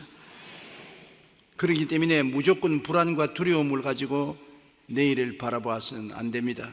이사야 43장 1절로 2절에 보면 물을 지날 때 함께 하시며 강을 건널 때 물이 우리를 침몰치 못하게 하시며 불을 지날 때 타지도 않게 하시며 불꽃이 우리를 사르지 못하게 하시는 하나님이 우리를 구속하시고 지명하여 부르셔서 너는 내 것이라고 하시는 은혜를 우리는 받은 사람들인 것입니다. 이런 전지전능 무소부지하신 하나님이 여러분과 함께 계심으로 희망찬 꿈을 안고 새해를 맞이하도록 마음을 정리정돈하시기를 주님 이름으로 축원합니다. 현대의 대표적인 신학자인 제임스 패커는 이렇게 말했습니다. 하나님께서 미지의 모든 것에 대한 열쇠를 가지고 계시니 나는 기쁘다. 만일 다른 사람이 그 열쇠를 쥐고 있거나 내게 열쇠를 쥐어 주었다면 나는 염려하고 슬퍼하고 근심에 잠겼을 것이다. 새해는 우리에게 펼쳐지는 미지의 세계입니다. 그러나 믿음으로 살고자 하는 우리는 모든 열쇠를 갖고 계신 하나님을 알고 있는 것입니다. 새해 걱정하는 것보다도 새해를 손에 쥐고 계시는 하나님을 모시고 있는 것입니다. 하나님이 문을 열면 닫을 자가 없고 닫아놓으면 열 자가 없습니다.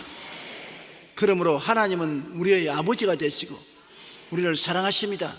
자식이 떡을 달라 하면 돌을 주며 생선을 달라 하면 뱀을 줄 자가 있겠는가. 너희가 악한 자라도 구하는 자에게 좋은 것 주려 하거든 하물며 천부께서 구하는 자에게 좋은 것 안 주시겠냐. 하나님은 천지와 만물을 지었을 때 모든 것을 보시고 좋았더라, 끝에는 참 좋았더라 했습니다. 하나님은 여러분을 인생에 동일하게 살아가면서 인생을 지으실 때도 보시고 좋았더라고 말씀하는 것입니다. 여러분의 인생을 하나님께 맡기면 하나님은 좋게 만들어주지 나쁘게 만들어주지 않습니다. 하나님은 없이 살려고 하다가 아담과 하와처럼 절단강산을 이루지만 하나님과 같이 계시는데 왜 좋은 일이 안 생기겠습니까? 반드시 하나님은 여러분이 좋게 되기를 원하시는 것입니다. 그러므로 하나님과 함께 새해를 맞이함으로 두려워하거나 불안해할 이유가 없습니다. 우리는 하나님과 함께 더욱 희망찬 꿈을 품고 새해를 맞이하도록 마음을 정리정돈해야 합니다. 그렇게 하기 위해서는 첫째로 십자가에 자신을 철저히 못 박고 주님과 함께 죽고 함께 살아난 삶을 살아가는 새해를 만들어야 되는 것입니다. 고린도후서 4장에 우리가 항상 예수의 죽음을 몸에 걸머쥐면 예수의 생명도 우리 몸에 나타나게 하려니라. 예수님이 왜 죽었습니까? 여러분과 날 위해서 죽으셨습니다. 그걸 남의 일 같이 보지 말고 내가 걸머쥐어야 돼요. 예수 죽음 내 죽음, 예수 무덤 내 무덤, 예수 부활 내 부활, 예수 성천 내 성천, 예수와 하나 된 삶을 살아야 되는 것입니다.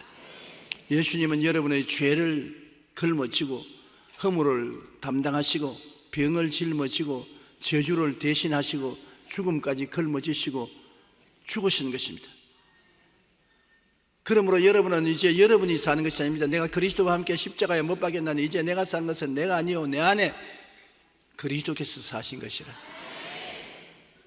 내가 이 육체 가운데 사는 것은 나를 사랑하사 나를 위하여 그 몸을 버리신 하나님의 아들을 믿는 믿음 가운데 사는 것이라. 예수님과 함께 삶으로 예수님이 모든 것을 다 담당해 주시고 예수님의 생명을 우리에게 주기 위해서 우리와 같이 계시니 그리스도와 손을 잡고 걸어가면 어떠한 삶을 살아도 겁날 것 하나도 없는 것입니다. 에베소서 2장 5절로 9절에 허물로 죽은 우리를 그리스도와 함께 살리셨고 너희는 은혜로 구원을 받은 것이라. 또 함께 일으키사 그리스도 예수 안에서 함께 하늘에 앉히시니 이는 그리스도 예수 안에서 우리에게 자비하심으로써 그 은혜의 지극히 풍성함을 오는 여러 세대에 나타내려 하심이라. 너희는 그 은혜에 의하여 믿음으로 말미암아 구원을 받았으니 이것이 너희에게서 난 것이 아니요 하나님의 선물이라. 행위에서 난 것이 아니니 누구든지 자랑치 못하게 하려 하심이라. 여러분 마음 중심에 갈보리 십자가가 항상 서 있어야 되는 것입니다. 언제나 제일 먼저 바라보는 것이 십자가. 거기에 내 죄가 용서받고 나 허물이 사함받고 거기에서 내가 치료받고 거기에서 아브라함의 축복을 받고 거기에서 부활 영생을 얻는 영혼이 잘됨같이 범사의 잘됨에 강건하고 생명을 얻되 넘치게 얻게 하는 갈보리 십자가를 제일 먼저 생각해야 되는 것입니다. 그걸 정돈해야 돼요. 마음에 세상이 들어와서 세상 부귀영화 공명을 위해서 온갖 오만 가지 생각이 마음을 다 점령하고 그 중에 일부분이 십자가를 생각하면 틀려먹었습니다. 먼저 할 건 먼저 하고 나중 할 건 나중에 해야 되는데 제일 먼저 해야 될 것이 십자가 오중복음과 삼중축복이 제일 먼저 들어와야 되는 것입니다. 그리고 그 십자가를 바라보면 자동적으로 십자가의 은혜를 통해서 내일의 꿈을 마음속에 품을 수 있는 것입니다. 주님이 같이 계시기 때문에 주님이 도와주기 때문에 아름다운 내일의 꿈을 꿀 수가 있는 것입니다. 에베소 4장 22절로 24절에 너희는 유혹과 욕심을 따라 썩어져가는 구습을 쫓는 옛사람을 벗어버리고 오직 너희 심령이 새롭게 되어 하나님을 따라 의와 진리의 거룩함으로 지음받은 새사람을 입어라. 옛사람을 어디에서 벗어버리고 어디에서 새사람을 입습니까? 생각입니다. 생각에서 옛날 생각을 다 벗어버립니다. 옛날 세상에 육신의 정욕, 안목의 정욕, 이생의 자랑을 쫓던 생각을 벗어버리고 새 생각을 입는 것입니다. 새 생각은 어디에서 입습니까? 갈보리 십자가에서 입는 것입니다. 예수님이 십자가에서 내 옛사람 청산하고 새로 부활시켜서 영혼이 잘됨같이 범사의 잘됨에 강건하여 만들어주신 새 사람을 입는 것입니다. 우리가 새롭게 되는 것은 우리의 결심으로 안 됩니다. 우리 힘으로 안 돼요. 힘과 능으로 안 돼요. 성령으로 새롭게 될 수가 있는 것입니다. 고린도후서 5장 17절에 누구든지 그리스도 안에 있으면 새로운 피조물이라 이전 것은 지나갔으니 보라 새 것이 되었도다. 보십시오. 여러분이 그리스도 안에 들어가 있으면 여러분 힘으로 되는 것이 아니라 하나님 성령이 새로운 피조물로 만들어 주시는 것입니다. 봐라 새 사람이 되었도다. 하나님이 여러분을 새롭게 만들어서 여러분 스스로도 여러분을 보고 깜짝 놀랄 것입니다. 그걸 어떻게 해서 그런 것이냐? 그 나라와 그 일을 먼저 구하라. 하나님 나라와 하나님의 인은 뭡니까? 하나님 나라는 예수 그리스도요, 하나님의 의도 예수 그리스도인 것입니다. 예수 그리스도의 십자가에 몸짓고 피 흘린 그것을 먼저 구하면 여러분 새 사람 되고 그 다음 이외에 필요한 모든 것은 하나님이 능력으로 돌보아 주시는 것입니다. 여러분 혼자 발부동을 쳐봤자 고생만 실컷 하지요. 하나님이 같이 계시면 놀라운 역사가 일어나게 되는 것입니다. 이 새해에는 하나님이 여러분과 함께 역사하시기를 간절히 바랍니다. 둘째, 우리는 마음을 정돈하되 기도와 말씀을 통해서 마음을 정돈해야 되는 것입니다. 마음이 어지러울 때 우리는 기도하고 성경을 읽으면 마음이 정돈되는 것입니다. 기도하지 않고 그대로 염려 근심에 떠내려가면 마음이 어지러워지고 혼돈되고 마는 것입니다. 그런 마음을 가지고 있으면 하나님께서 역사할 수 없는 것입니다. 여호수아기 1장 8절로 9절에 이 율법책을, 다시 말하면 하나님 말씀을 말하는 것입니다. 이 율법책을 내 입에서 떠나지 말게 하며 주야로 그것을 묵상하여 그 안에 기록된 대로 다 지켜 행하라. 그리하면 내 길이 평탄하게 될 것이며 내가 형통하리라. 내가 내게 명령한 것이 아니냐? 강하고 담대하라. 두려워하지 말며 놀라지 말라. 내가 어디로 가든지 내 하나님 야훼께서 너와 함께 하시느니라. 두려워 말라. 하나님이 너와 함께 하시느니라. 두려워 무서워 말라. 내가 내 하나님이 됨이라. 참으로 내가 너를 붙들어 주리라. 참으로 내 여유로운 오른손으로 너를 지켜주겠다고 말씀하시는 하나님이 성경을 통해서 여러분에게 찾아오시는 것입니다. 말씀을 통해서 찾아오시는 것입니다. 말씀 속에 하나님이 계시지 말씀을 떠나서는 하나님이 계시지 않습니다. 오늘날 하나님은 여러분과 함께 계시는 것이 말씀을 통해서 같이 계시는 것입니다. 말씀을 많이 듣고 읽고 외우고 있으면 그 말씀 속에 하나님이 끊임없이 역사해 주는 것입니다. 그 말씀을 마음속에 가득히 갖고 있으면 하나님이 우리의 삶을 평탄하게 만들어 주겠다는 것입니다. 말씀으로 마음이 정돈되면 하나님이 모든 일에 평탄하게 해 주시겠다. 그러므로 강하고 담대하고 두려워 말고 놀라지 말고 인생을 살라고 성경은 말씀해 주고 있는 것입니다. 생각이 새로워지고 정돈되면은 하나님이 여러분을 제물로 받으시는 것입니다. 로마서 12장 1절로 2절에 그러므로 형제들아 내가 하나님의 모든 자비하심으로 너희를 권하노니 너희 몸을 하나님이 기뻐하시는 거룩한 산 제물로 드리라. 이는 너희가 드릴 영적 예배니라. 너희는 이 세대를 본받지 말고 오직 마음을 새롭게 함으로 변화를 받아 하나님의 선하시고 기뻐하시고 온전하신 뜻이 무엇인지 분별하도록 하라. 마음이 정리되고 그러면 기도하면 하나님이 선하신 뜻을 알게 되고 하나님의 기뻐하시는 뜻을 알게 되고 온전한 뜻을 알게 됩니다. 하나님의 뜻은 언제까지 세 가지가 있습니다. 초보 단계는 하나님의 기뻐하시는 뜻, 그보다 더 낫게 할 수 있는데 하나님이 기뻐하시는 뜻이 있는 것입니다.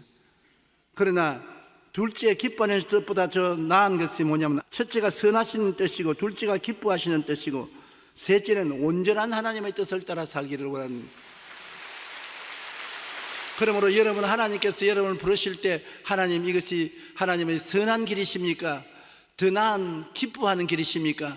하나님 온전한 길이십니까?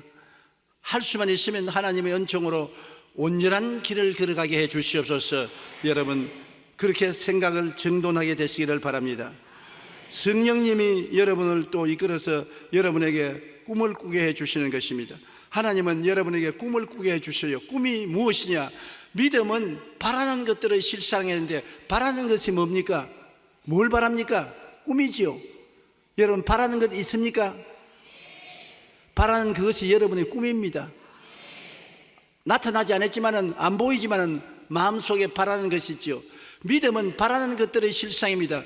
바란다는 것은 바로 믿음이 반드시 가져야 될 것입니다. 믿음은 바라는 것이 있어야 믿을 수 있고 여러분이 바라는 것이 있으면 믿습니다면 믿음은 여러분에게 실상이 되는 것입니다. 실상은 뭐냐? 집 문서인 것입니다. 집을 샀을 때 안 가보고 아직 등기가 안 옮겨져도 집 문서를 여러분이 가지고 있으면 여러분 것이 되는 것입니다. 여러분이 바라는 것을 믿으면 기도하고 믿음을 포기하지 않으면 이미 그것은 여러분의 것인 것입니다. 여러분 문서를 가지고 있는 것입니다. 그러므로 성령님이 주시는 꿈을 갖고 있으면 꿈은 반드시 이루어지는 것입니다. 반드시 언제고 여러분이 문서를 가지고 있기 때문에 언제나 여러분 것이 되어 있는 것입니다. 빌립보 2장 13절에 너희 안에서 행하시는 이는 하나님이시니 자기의 기쁘신 뜻을 위하여 너희에게 소원을 두고 행하게 하시나니라. 기쁘신 뜻이 무엇으로 나타납니까? 소원은 뭡니까? 꿈입니다. 하나님이 기쁘신 뜻을 여러분에게 소원을 주고서 나타내는 것입니다. 내가 마음에 뜨거운 소원이 일어난 것입니다. 많은 사람들이 하나님의 뜻이 무엇인지 모르겠습니다. 보통 하나님이 여러분에게 다 직접 말씀하지는 않습니다. 환상이나 꿈이 나타나면 좋겠는데 안 나타나는 것이 대다수입니다. 그러면 하나님의 뜻을 어떻게 할까요? 이것이냐 저것이냐 두고서 하나님 소원을 하려면 간절히 기도할 때 소원이 가는 방향을 따라가십시오. 하나님은 여러분의 마음에 소원을 통해서 뜻을 보여주시는 것입니다. 마음에 불타는 소원이 일어나요. 앉아도 서도 소원이 일어나요. 그 하나님이 그 소원을 통해서 여러분에게 기쁘신 뜻을 보여주시는 것입니다. 아무 소원도 안 일어나면 하나님 말씀 안 하신 것입니다. 나쁜 소원이 일어나면 기도하면 나쁜 소원은 사라집니다. 성령의 역사에서. 그러나 성령이 여러분 부어주는 소원은 기도하면 기도할수록 점점 더 마음에 강하게 일어나게 되는 것입니다. 그러면 그 소원을 하나님의 뜻으로 받아들이는 것이 잘못되지 않습니다. 그러므로 성령이 주시는 꿈을 꾸고 사십시다. 그리고 말씀에 대한 절대적인 믿음을 가지고 사십시다.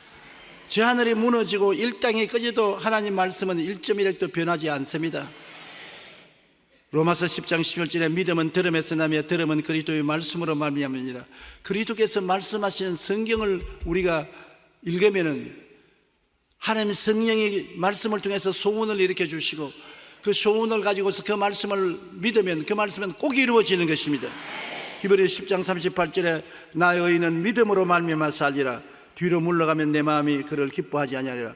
일단 믿었으면 뒤로 물러가지 말아야 되는 것입니다. 믿음의 시험이 반드시 다가오는데 그 시험을 통과해야 되는데 물러가느냐 안 물러가느냐를 시험해 보는 것입니다. 시편 23편 4절에 내가 사망의 엄침한 골짜기로 다닐지라도 해를 두려워하지 않을 것은 주께서 나와 함께 하심이라. 주의 지팡이와 막대기가 나를 안위하시나이다. 사망의 엄침한 골짜기를 지날 때는 주님이 나와 함께 계신다는 믿음을 확실히 가지고 동남풍이 불고 동풍이 불어도 두려워하지 말아야 되는 것입니다. 그리고 여러분, 말을 할 때 자신과 환경을 다스리는 말을 해야 될 것입니다. 쓸데없는 말 하지 마십시오. 사람들은 하루 종일 쓸데없는 나무 비평이나 하고 비난이나 하고 못한다, 안 된다, 할 수 없다는 부정적인 말만 하고 사는데, 자기를 다스리고 환경을 다스리고 운명을 다스릴 수 있는 창조적이고 긍정적이고 적극적인 말씀을 하는 것입니다. 잠언서 18장 21절에 한번 다 같이 읽으십시다. 죽고 사는 것이 혀의 힘에 달렸나니 혀를 쓰기 좋아하는 자는 혀의 열매를 먹으리라. 죽고 사는 것이 혀의 힘에 있습니다. 하나님이 말씀으로 천지를 지었지 않습니까? 빛이 있으라, 빛이 있었지요. 여러분도 하나님의 형상과 모양대로 지음받은 사람으로서 하나님 밑에서 하나님이 만든 세계를 창조하고 다스리는 고난이 주어져 있는 것입니다. 하나님이 자기보다 좀 못하게 사람을 만드시고 하나님이 지으신 만물을 지배하고 다스리라고 말씀하는 것입니다.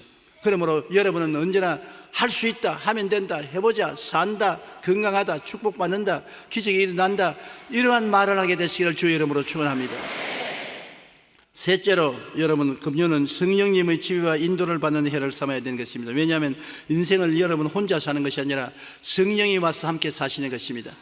구약 47년 동안에는 아버지의 시대요, 신약 33년 동안에는 아들 시대요, 오늘 교회 시대는 성령님의 시대인 것입니다.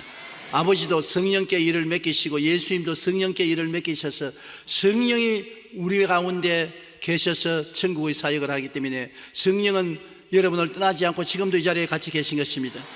여러분과 함께 계시고 여러분 속에 계신 것입니다. 그러므로 항상 성령님을 인정하고 환영하고 모시드리고 예배하고 의지하면 성령이 여러분을 도와주시는 것입니다.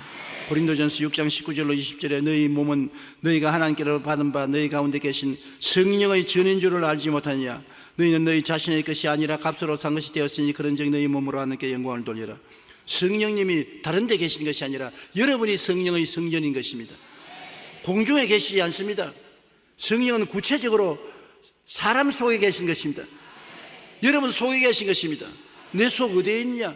여러분의 속에 있는 생각 속에 계시고, 여러분 속에 있는 꿈 속에 계시고, 여러분 속에 있는 믿음 속에 계시고, 여러분이 말하는 말 속에 계신 것입니다. 구만리 장천 멀리 계시지 않고 안개와 구름처럼 희미하지 않습니다. 확고하게 콘크리트하게 따라 말씀하면 성령은 내 생각 속에 계십니다. 내 꿈 속에 계십니다. 내 믿음 속에 계십니다. 내 말 속에 계십니다. 그것이 하나님의 성령의 전이에요. 그러니 여러분이 생각과 꿈과 믿음과 말이 얼마나 중요하다는 것을 알 수 있는 것입니다. 그를 통해 성령님이 함께 역사해 주는 것입니다. 여러분의 생각이 아니라 성령이 함께 생각해 주시고, 그러니 얼마나 지혜와 총명과 모략과 재능과 지식이 넘치겠습니까? 성령은 여러분의 꿈속에 함께 꿈을 꾸어서 하나님의 기쁘신 뜻을 이루게 해주시는 것입니다. 여러분이 믿을 때 성령이 함께 믿어주시고, 입술로 말할 때 성령이 그 말에 함께 역사해 주시는 것입니다. 그러므로 여러분은 보통 사람이 아니라 하나님의 성령이 함께하는 성령의 사람들인 것입니다. 옆에 계신 분들에게 당신은 성령의 사람입니다 인사해 주십시오. 요한복음 16장 13절로 14절에 진리의 성령이 오시면 그가 너희를 모든 진리 가운데로 인도하시리니 그가 스스로 말하지 않고 오직 듣는 것을 말하며 장래 일을 너희에게 알리시리라. 그가 내 영광을 나타내리니 그것을 가지고 너희에게 알리시겠다고 말하는 것입니다. 로마서 8장 26절에는 성령도 우리의 연약함을 도우시나니 우리가 마땅히 기도할 바를 알지 못하나 성령이 말할 수 없는 탄식으로 우리를 위하여 친히 간구하시나니라. 그러므로 성령이 같이 계신 얼마나 놀라운 은혜를 가지고 있습니까? 약하지 않습니다. 강하고 담대하십시오. 두려워하지 말고 놀라지 마십시오. 여러분은 이기고 또 이길 것입니다. 이제 마지막으로 우리 새해에는 예수님의 재림을 준비하는 해로 삼아야 되겠습니다. 여러분, 우리는 영원히 이 땅에 살 것이 아니라 주님이 가실 때 우리를 데리러 오시겠다고 말씀하시겠습니다. 이 세상에 사는 삶이 행인과 나그네와 같은 삶인 것입니다. 그렇기 때문에 행인과 나그네이므로 언제든지 떠나야 되는 것입니다. 떠날 인생을 두고 아글다글 미워하고 원한을 가지고 죽이고 살리고 할 필요가 어디 있습니까? 그냥 살아도 길지 않은데 언제 죽을지 모르는 이 삶을 사랑하면서 살게 되는 여러분 되시기를 주의 이름으로 축원합니다. 야고보서 4장 14절에 내일 일을 너희가 알지 못하는도다. 너희 생명이 무엇이냐? 너희가 잠깐 보다가 없어지는 안개니라. 빌립보 3장 20절 21절에 우리의 시민권은 하늘에 있는지라 그게로부터 구원자 곧 우리 주 예수 그리스도를 기다리노니 그는 만물을 자기에게 복종하게 하실 수 있는 자의 역사로 우리의 낮은 몸을 자기의 영광의 형체와 같이 변하게 하시리라. 가실 때 다시 오마 하신 예수님, 오 주여 언제나 오시려니까. 주님이 오시면 여러분과 나의 이 육체의 몸, 약한 몸, 추한 몸이 영광의 몸, 그리스도의 몸과 같이 변화되는 것입니다. 나팔 소리가 나면 자는 자들이 일어나고 살아남은 우리들도 다 변화되어 공중으로 끌려올려 주와 함께 영원히 살 것이기 때문에 여러분의 약한 몸이 강한 몸으로, 추한 몸이 영광스러운 몸으로, 육의 몸이 신령한 몸으로, 죽을 몸이 영원히 사는 몸으로 변화되고 마는 것입니다. 그러면 이 몸이 변화돼요. 이 더러운 몸, 이 죽을 몸 반드시 구박만 하지 마십시오. 변화되면 영광스러운 몸이 되어버리는 것입니다. 우리는 여러분 하나님께 이미 시민권을 받았으므로 주님의 백성들로서 주님이 데리러 올 날을 기다리고 있는 것입니다. 너희는 마음에 근심하지 말라. 하나님을 믿으니 또 나를 믿으라. 내 아버지 집에 있을 곳이 많도다. 그렇지 않으면 너희에게 일러시리라. 내가 너희를 위하여 처소를 예비하려 가니 가서 처소를 예비하면 어떻게 한다고요? 다시 와서 너희를 나 있는 곳에 같이 있게 하리라. 다시 오십니다. 여러분 이대로 영원히 내버려 놓지 않습니다. 그러므로 내일 오실런지 모레 오실런지 우리는 알지 못하는 것입니다. 그렇기 때문에 성령님의 능력을 의지해서 이 땅에 있을 동안에 열심히 우리 전도하는 삶을 사십시다. 사도행전 1장 8절에 오직 성령이 너희에게 임하시면 너희가 권능을 받고 예루살렘과 온 유대와 사마리아와 땅까지 이르러 내 증인이 되려 하시니 주님 오시기 전에 주님 증인이 되는 삶을 우리가 사십시다. 디모데후서 4장 2절에 너는 말씀을 전파하라. 때를 얻든지 못 얻든지 항상 힘써라. 범사의 오래 참음과 가르침으로 경식하며 경계하며 권면하라. 우리는 항상 때를 얻든지 못 얻든지 예수님을 전도하는 우리가 되어야 되며 사랑과 행복을 나누어주는 새해를 가지십시다. 우리가 가진 사랑도 나누어주고 행복도 나누어주는 우리가 되시기를 바랍니다. 마태복음 25장 37절 40절 이에 의인들이 대답하여 이르되 주여 우리가 어느 때 주께서 줄이신 것을 보고 음식을 대접하였으며 목마르신 것을 보고 마시게 하였나이까? 어느 때 나그네 되신 것을 보고 영접하였으며 헐벗으신 것을 보고 옷 입혔나이까? 어느 때 병드신 것이나 옥에 갇힌 것을 보고 가서 배웠나이까 하리니 임금이 대답하여 이르시되 내가 진실로 너에게 이르노니 너희가 여기 내 형제 중에 지극히 작은 자 하나에게 한 것이 곧 내게 한 것이니라. 주님이 재림하셔서 의인들을 불러놓고 내가 굶주실 때 먹여주었고 헐벗을 때 입혀주었고 감옥에 갇힐 때 방문해 주었고 병들 때 위로해 주었던 의인들이 정직한 사람들 아닙니까? 주님 언제 그랬습니까? 우리는 주님 본 적도 없고 주님 감옥에 갇힌 것을 본 적도 없고 굶주린 것도 본 적도 없고 병든 것도 못 봤습니다. 주님이 고개를 끄덕였습니다. 너 이 중에 저렇게 적은 한 사람 가난하고 헐벗고 굶주리고 과부와 고아있지 그들을 돌봤지? 예, 돌봤습니다. 그들을 돌본 것이 곧 나를 돌봐준 것이니라. 주님은 이 세상에 헐벗고 굶주리고 가난하고 병들고 버림받은 사람을 너무너무 불쌍히 여기시는 것입니다. 우리 주님께서는 이 세상에 고생하는 사람 못 본 채 하지 않습니다. 그렇기 때문에 이 땅에 오셔서 주님은 우리 대신하여 십자가에 못 박여 몸짓고 피 흘려 죽으셔 죄를 짓고 불의하고 추악하고 버림을 받아야 마땅한 사람들을 품어주신 것입니다. 주님 오시기 전까지 우리는 사랑과 행복을 나누면서 살아서 주님께 영광을 돌리게 되시기를 바랍니다. 2012년이 이 지상에서 나의 마지막 해가 될지 누가 알겠습니까? 거짓되고 헛된 세상 유혹에 넘어가지 말고 예수님 십자가 연회를 의지하고 천국 표대를 향하여 힘차게 정진하는 새해를 삼으시기를 예수의 이름으로 축원합니다.